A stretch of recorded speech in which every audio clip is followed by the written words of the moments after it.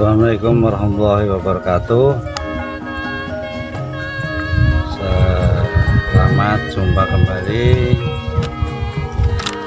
dengan Amal Tani.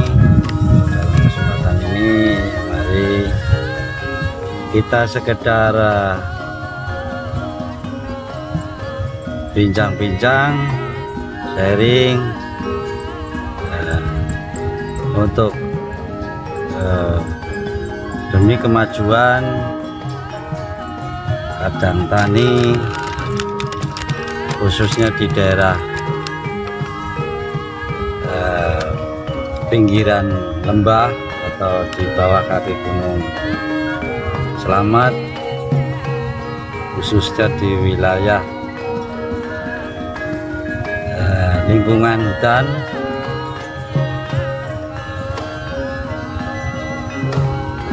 Dalam kesempatan ini kami akan mencoba memberi suatu pandangan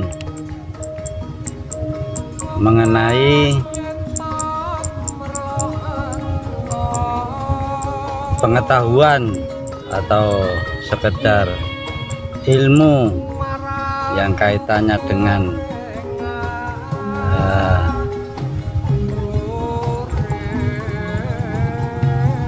ramah lingkungan atau menjaga kelestarian lingkungan hidup, khususnya di bidang pertanian dan yang sangat potensial, khususnya masalah tanah. Dalam ilmu tanah yang ngetrennya bahasa itu ke ilmu konservasi tanah. Kami akan mencoba memberi wawasan sekedar tidak terlalu detail, cuma minimal bisa membantu mencegah kerusakan lahan, khususnya di lereng-lereng atau daerah yang berbukit. Biasanya lahan tersebut kalau tidak ditangani secara khusus itu akan menjadi kerusakan, terutama di musim penghujan, karena di sana sini kita lihat baik di luar Jawa atau di Pulau Jawa sendiri itu banyak kerusakan hutan, terutama daerah-daerah yang perlu adanya penanganan khusus. Suatu contoh kita sering lihat karena di pegunungan itu banyak jenis sekali tanah, termasuk yang lebih utama karena di wilayah kita itu gunung berapi yang suatu saat, suatu waktu bisa muncul letusan, itu akan menimbulkan atau mengeluarkan abu vulkanik. Nah, abu vulkanik itu yang keluar nantinya akan menjadi tanah rigosol atau landosol. Nah, tanah tersebut biasanya kita jumpai di daerah ketinggian antara 300 sampai 3000 dari permukaan laut. Yang lebih ngetrennya itu disingkat DPL, dari permukaan laut. Tanah tersebut karena agregatnya tanah itu terlalu atau sifatnya itu remah atau gembur dan subur, jika tidak ditangani secara khusus atau tepat, itu akan menimbulkan erosi. erosi demi erosi terkikis, nanti terjadinya longsor macam-macam. Itu yang jelas membahayakan kita, khususnya di bidang pertanian. Nah, cara penanganan banyak sekali, mungkin yang ngetrennya itu model terasering. Nah, artinya gini, dibentuk tingkatan-tingkatan sesuai dengan kemiringan atau lingkaran bukit. Ini kalau yang dikenalnya itu model cara mengatasi secara mekanis. Bisa juga ditanami di luar tanaman pokok, misalnya tanaman jati misalnya di daerah lindung, itu bisa sistemnya ditanam sesuai kontur mutar, garis melingkar, nanti berundak-undak, bawahnya nanti dimanfaatkan ditanami model yang mungkin rumput gajah atau setaria, atau yang bisa dimanfaatkan untuk pakan ternak baik kambing, sapi, lembu dan lain sebagainya. Yang penting tanah itu tidak akan terjadi kerusakan karena kita jaga. Nah, misalnya ditanami model untuk konsumsi, misalnya sayuran, tapi jangan lupa di model kayak terasering. Jadi makanya kan kita misalnya membuat sawah yang di lahan sendiri, misalnya bukan milik perhutani, itu dikasih pematang sesuai dengan lingkaran-lingkaran dan lebaran, jangan terlalu lebar, karena semakin banyak tahanan kontur-kontur atau terasering itu, laju tingkat pada waktu musim penghujan itu tidak akan menimbulkan erosi yang di lahan sendiri, misalnya bukan milik perhutani. Itu dikasih pematang sesuai dengan lingkaran-lingkaran dan lebaran, jangan terlalu lebar, karena semakin banyak tahanan kontur-kontur atau terasering itu, laju tingkat pada waktu musim penghujan itu tidak akan menimbulkan erosi yang besar, karena lapisan tanah abu vulkanik itu biasanya sangat tipis dan sangat rentan jika mana ada hujan lebat. Karena biasanya di situ curah hujannya itu sampai antara 2.500 sampai 7.000 mm per tahun biasanya. Jadi intensitas curah hujannya itu tinggi. Misalnya ditanami sayuran, yaitu modelnya dibuat kontur sesuai dengan kemiringan tanah, nanti dibuat guludan-guludan untuk menahan lajunya air. Insya Allah tidak akan terjadi kerusakan tanah, terutama erosi, longsor dan lain sebagainya. Beruntung sekali kita hidup di bawah gunung yang aktif. Biasanya gunung yang aktif yaitu sering timbul letusan-letusan kecil ya besar, itu mengeluarkan abu vulkanik menjadi tanah yang subur. Beda kalau istilahnya daerah pegunungan tapi tidak ada aktivitas gunung Merapi. Biasanya itu tanahnya kurang begitu subur, Nah, makanya biasanya yang cocok untuk daerah situ biasanya sayuran,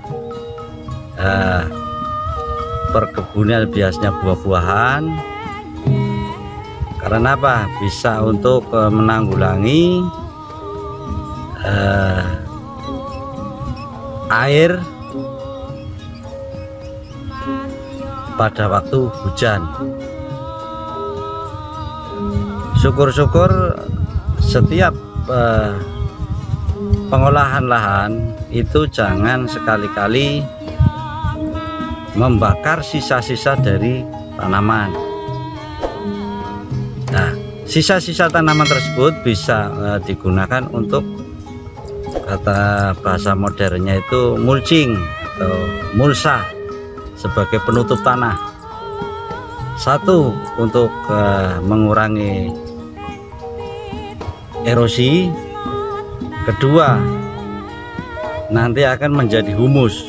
Nah, humus itu akan membantu dan memulihkan tanah-tanah yang sudah dipakai untuk bercocok tanam. Itu selalu akan menjadi tersedianya unsur hara, sehingga tanah itu kan selalu gembur dan subur. Jadi banyak sekali penanganan yang perlu diperhatikan dalam mengatasi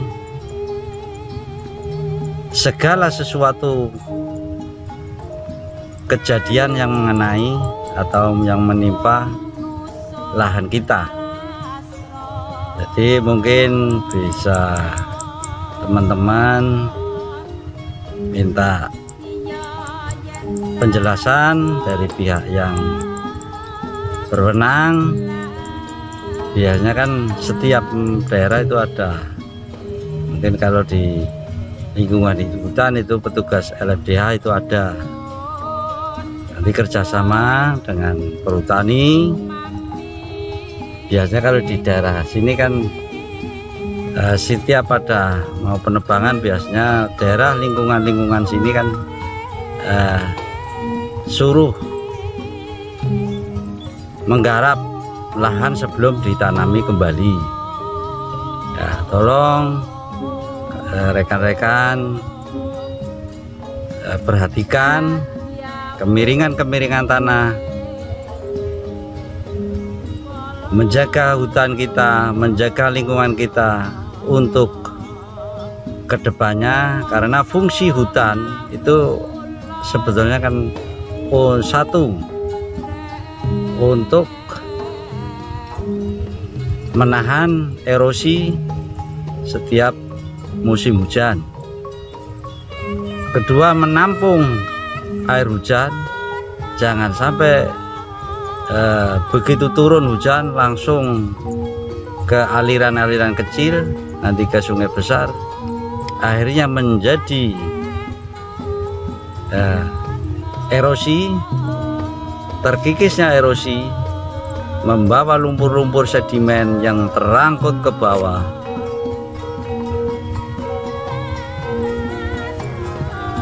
Lama-lama pada musim kemarau itu akan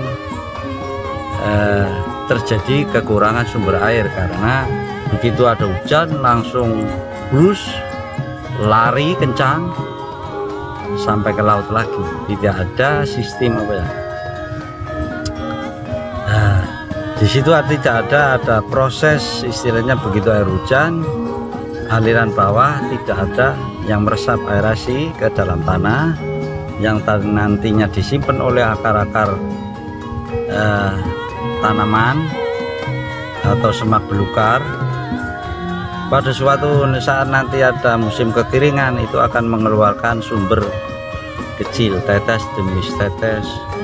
Karena luasan hutan kita luas, akhirnya sumber air itu ada. Nah, untuk kita menceritakan masalah air, nanti ada season pada suatu ketika kita bisa ketemu lagi, kita khusus membicarakan tentang bagaimana cara mengatasi lahan kita yang ada di sekeliling lembah atau yang punya lahan kemiringan. Beda kalau daerah pesisir utara atau pesisir selatan itu pun tidak begitu banyak.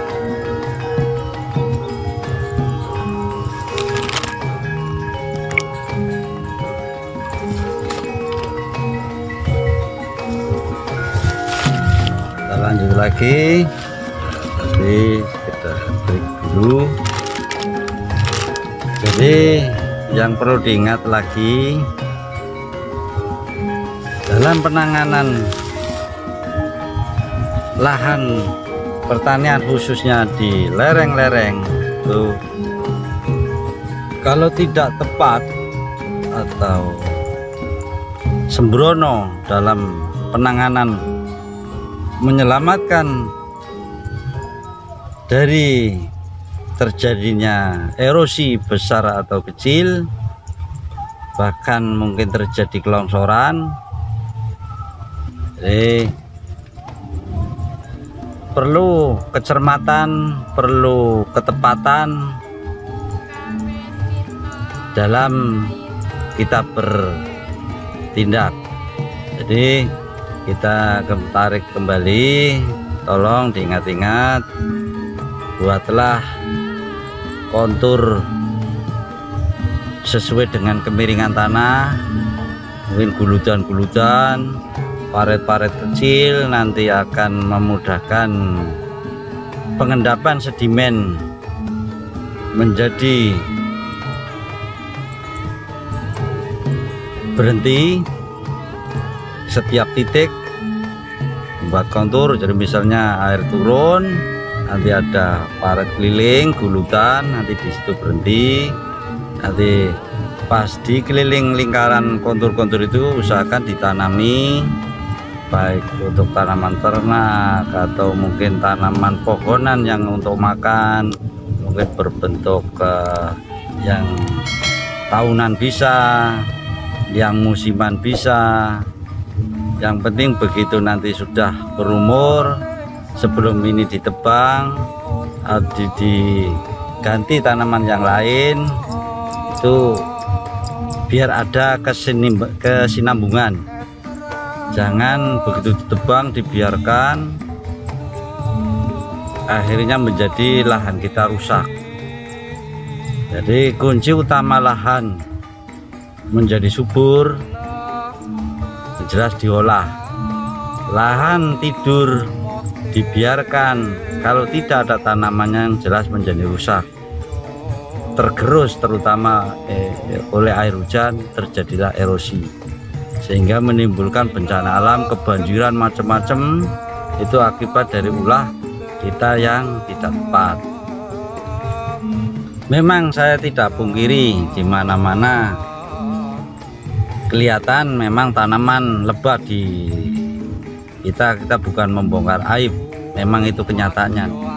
Karena saya sering jalan-jalan kemana, mungkin ada yang bagian mandor-mandor hutan yang mungkin kalau tidak lupa mengingat wajah saya, sering ketemu kadang-kadang, Pak sama ya gundul.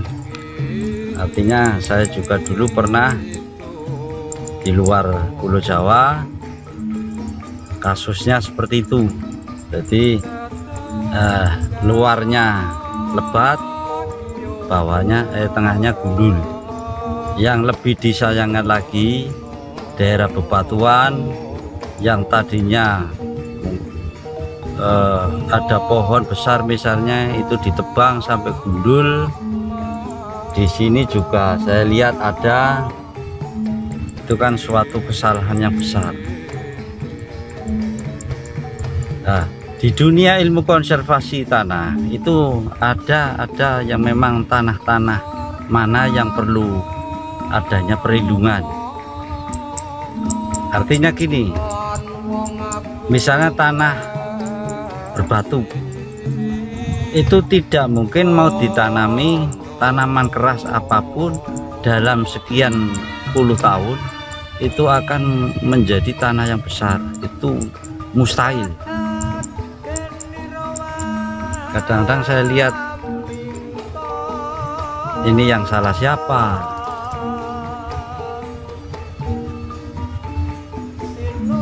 Tanah berbatu sampai gundul-gundul, mungkin di wilayah Pemalang bagian perbatasan Tegal itu, kalau tidak salah desa Gongseng, di bawah kaki Gunung Gajah. Terus wilayahnya kalau tidak salah Randu Dongkal, itu kalau tidak salah. Pernah saya ke sana, saya mikir kok sampai terjadi begini. Itu misalnya bongkahan batu yang segede itu hancur pecah, terus yang ada di bendungan di Gongseng itu udah tahu namanya apa itu kayak apa. Kenapa sampai terjadi musim kemarau sekarang kekurangan air? Mungkin kita masalah air bicara nanti, yang penting kita khusus fokus di lahan atau konservasi. Itu sangat disayangkan seperti itu. Walaupun kita menanam lagi tahun sekarang, belum tentu 50 tahun yang akan datang itu pohon itu yang tadinya sekecil, misalnya segede jerami ya, 50 tahun itu belum tentu mau segede diameter atau mungkin 15 atau 10 cm. Karena apa? Bawahnya batu. Itu kalau model saya dulu kalau tidak salah, tanah seperti itu ya tanah konservasi, perlindungan. Siapapun yang menebang pohon di situ sebetulnya kena sanksi. Makanya dulu ya saya ngomong begini karena saya mengalami kerja di waktu itu di luar Pulau Jawa, khususnya menangani reboisasi. Reboisasi kan modelnya tebang habis HTI, jadi hutan tanaman industri. Paling nanamnya akasia, albasia, kalau orang sini sengon, ada eukaliptus, ada lagi mahoni. Karena apa? Bawahnya batu. Itu kalau model saya dulu kalau tidak salah, tanah seperti itu ya tanah konservasi, perlindungan. Siapapun yang menebang pohon di situ sebetulnya kena sanksi. Makanya dulu ya saya ngomong begini karena saya mengalami kerja di waktu itu di luar Pulau Jawa, khususnya menangani reboisasi. Reboisasi kan modelnya tebang habis HTI, jadi hutan tanaman industri. Paling nanamnya akasia, albasia, kalau orang sini sengon, ada eukaliptus, ada lagi mahoni. Itu dalam 10 tahun ditebang, kembali lagi ditanam. Kalau daerah-daerah yang memang itu konservasi ya untuk hutan lindung itu memang dilarang. Tapi memang ada kalanya memang orang yang sembrono nolong. Itu memang karakter orang. Tapi kalau saya lihat itu saya sayangkan. Makanya kalau tidak salah dulu ada pohon akatis yang diameternya itu orang 7 gini, orang 7. Memang dilindungi itu agatis. Kalau orang sini bilang katanya pohon damar. Itu ada berapa pohon memang luar biasa. Itulah tata cara untuk menangani kerusakan tanah ya, dengan cara ilmu yang kerennya itu konservasi tanah, tapi rata-rata kadang tani kita, mungkin teman-teman yang lain banyak yang tidak tahu, banyak yang kurang memahami, atau mungkin tahu tapi masa bodoh juga bisa. Tapi kalau saya sendiri bukan munafik, bukan sok apa, boleh rekan-rekan mengatakan saya seperti itu, tapi yang jelas hati nurani saya sangat menyayangkan. Kenapa sih kita dikasih alam yang begitu bagus, begitu ada susunannya yang rapi, ya mungkin kita di luar koridor mungkin agak nyeleneh sedikit, katakanlah, kata orang katanya gara-gara global warming, di mana-mana terjadi banjir. Adanya global warming yang bahasa ngetrennya sekarang, ya mungkin bukan sekarang tapi sudah berapa tahun yang lalu, bahasa global warming, panas global katanya. Salah satunya bagaimana penanganan lahan atau apa ya, lingkungan kita khususnya di daerah pegunungan, yang ditanami hutan ya dirusak, yang tadinya untuk konservasi ya dirusak. Makanya kenapa saya bolak-balik mengatakan kembali ke alam, ramah lingkungan. Itu kaitannya, rentetannya banyak.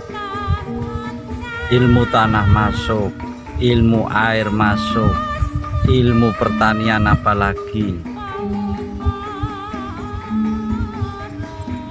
Syukur-syukur kita sadar masing-masing, karena kita banyak sekarang dari Jakarta urbanisasi, pabrik-pabrik ke daerah. Itu yang jelas nanti kan membuat sumur besar kedalaman sekian ratus, walaupun secara mustahil katanya tidak mempengaruhi produktivitas dalam dunia pertanian, itu nanti tetap akan mempengaruhi. Nanti dibicarakan lain lagi. Banyak sekali faktor-faktor yang menunjang kesuksesan dalam dunia pertanian. Kalau diceritakan kembali mungkin ya ndak habis-habisnya. Kalau dalam satu pertemuan ini mungkin tidak bakalan cukup. Mungkin kesempatan-kesempatan yang lain kita masih dikasih ingatan dalam berpikir, karena kalau sudah linglung tidak bisa menyampaikan. Dikasih kesehatan, dikasih umur, kita berdoa saja mudah-mudahan dalam kesempatan yang seperti ini ngobrol-ngobrol bareng, kalau ada pertanyaan misalnya dikumpulkan jadi satu, ya tidak muat dalam forum ini, dalam bincang-bincang ini, kita bisa nanti sambil berjalan kita mengamati, kita lakukan dalam pengawasan bareng-bareng. Nanti kita cari solusinya gimana. Kalau kita ternyata buntu, kita kan masih ada dinas-dinas terkait, bisa kita konsultasi kepada yang punya wewenang daerah masing-masing. Jadi kalau orang Jawa forum ini, dalam bincang-bincang ini kita bisa nanti sambil berjalan kita mengamati, kita lakukan dalam pengawasan bareng-bareng. Nanti kita cari solusinya gimana. Kalau kita ternyata buntu, kita kan masih ada dinas-dinas terkait, bisa kita konsultasi kepada yang punya wewenang daerah masing-masing. Jadi kalau orang Jawa jangan gusah-gusu, kita harus berpikir secara jernih, jangan selalu menuding ini itu. Yang penting kita mulai dari kita sendiri, kita sharing bareng-bareng kepada yang berkepentingan segitu. Karena kita ngomong seperti ini karena saya mewakili dari rekan-rekan atau kadang-kadang tani, khususnya di Among Tani Pantura, khususnya kelompok sini, kelompok makmur. Alangkah baiknya kita nanti bisa berhubung kembali. Mungkin sekian, akhir kata, wassalamualaikum warahmatullahi wabarakatuh.